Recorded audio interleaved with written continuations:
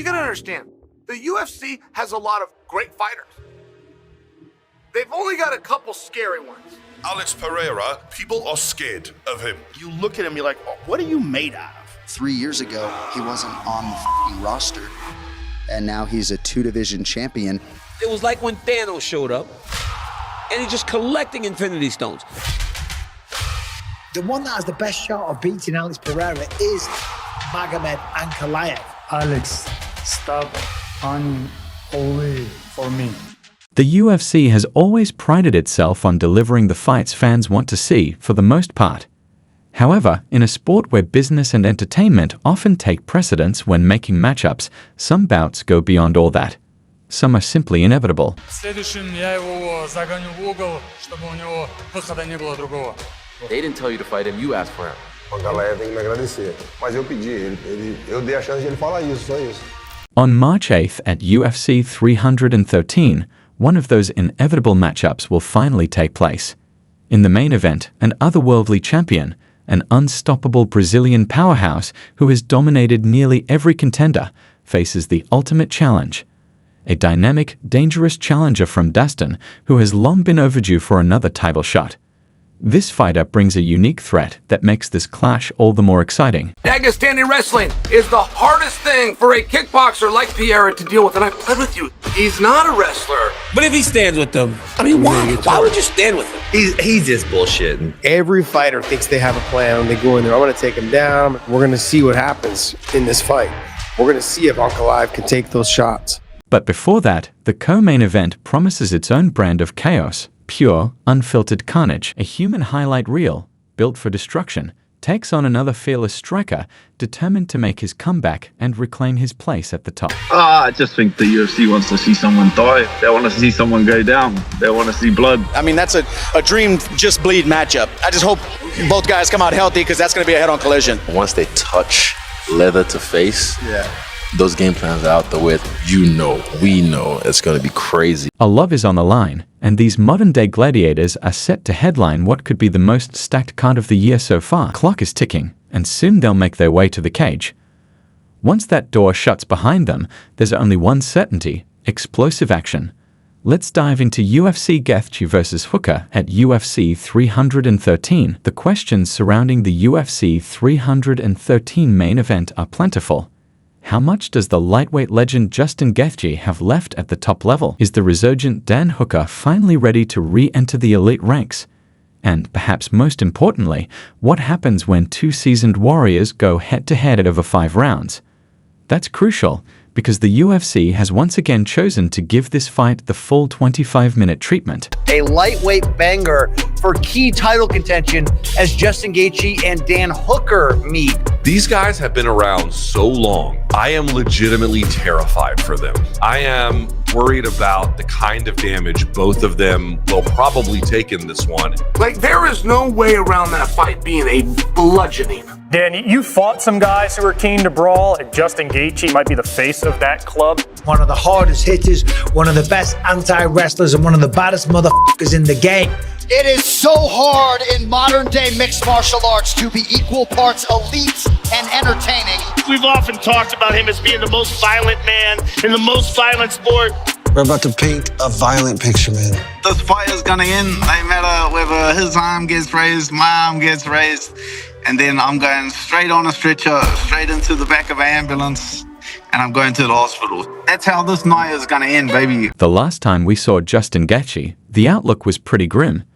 While we've seen him finished before, getting flatlined by Max Holloway was something entirely different. He suffered that knockout against Max Holloway, but he's still bloody Justin Gaethje. If he doesn't take that fight, in an alternate reality, he probably still went on to fight Islam Makhachev for the title.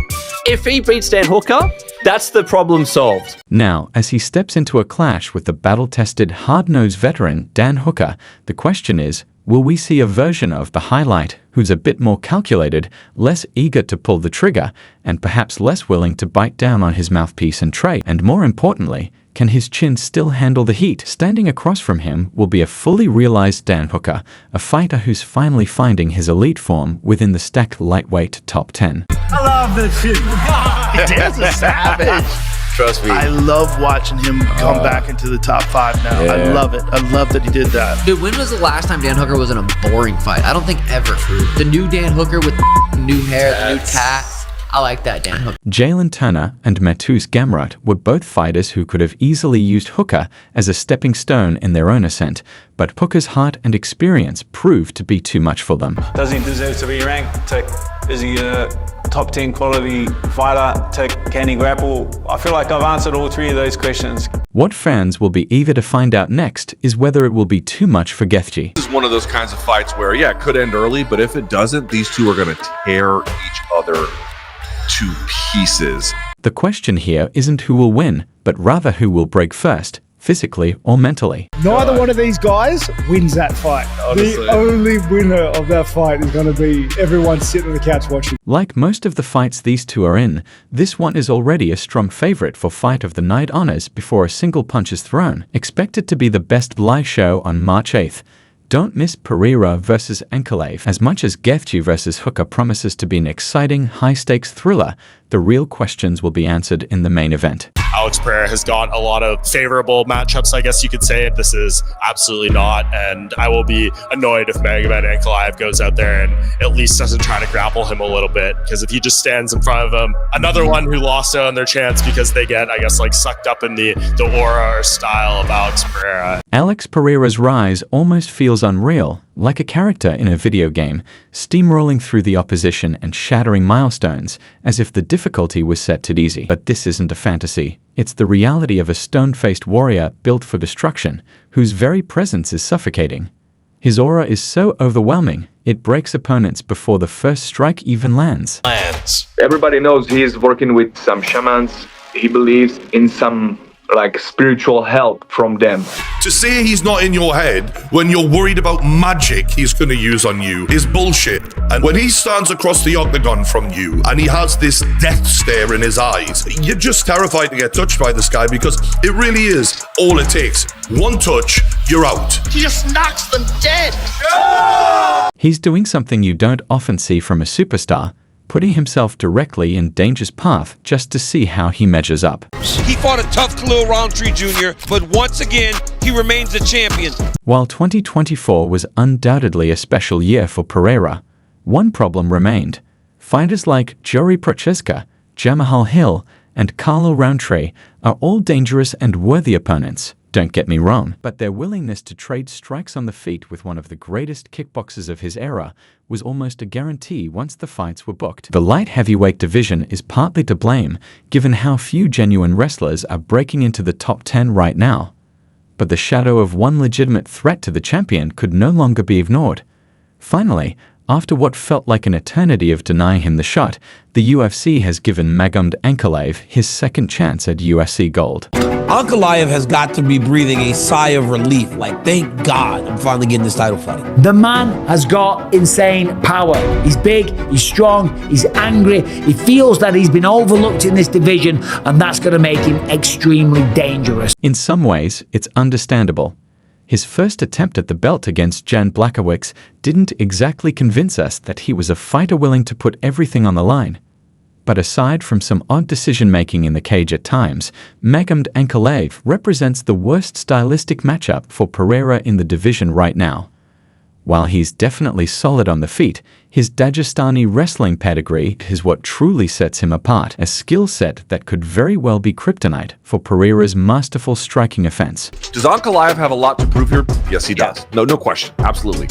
But in a way, doesn't Poatan also have a little bit to prove here in terms of you got to fight a #1 ranked guy in this division who can maybe wrestle you, who maybe should have been champ himself quite some time ago, and you've been fighting these guys who are just going to slug it out with you, and he's not necessarily going to be that guy.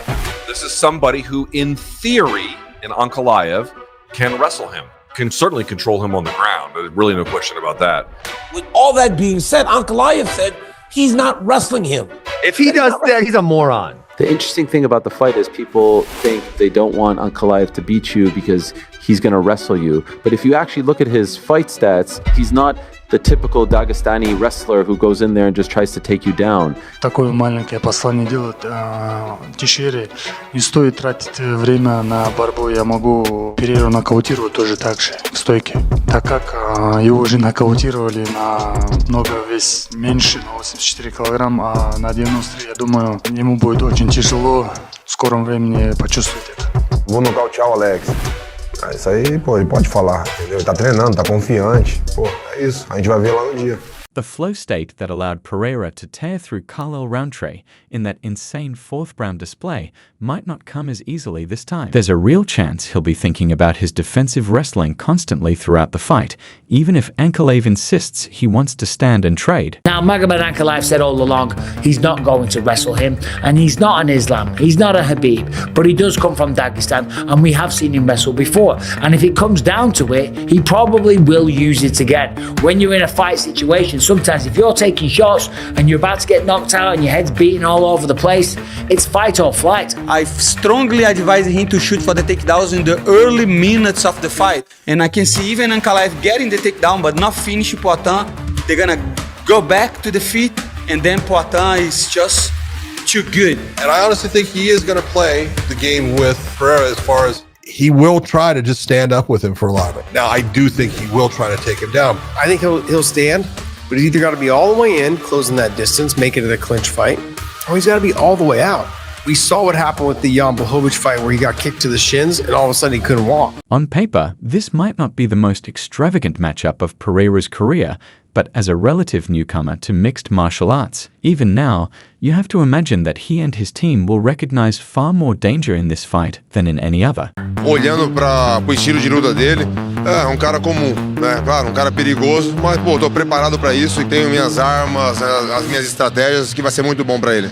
Ты допускаешь, что он может попасть?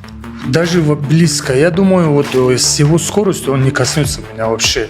Максимум, что он может достать, вот лоу-кик он может не достать. Я думаю, с рук он не коснется до меня. Почему? Я настолько уверен в себе, что я могу его в стойке даже побить. Но я хочу его избить, я хочу просто напасть на него, просто показать, что я лучше.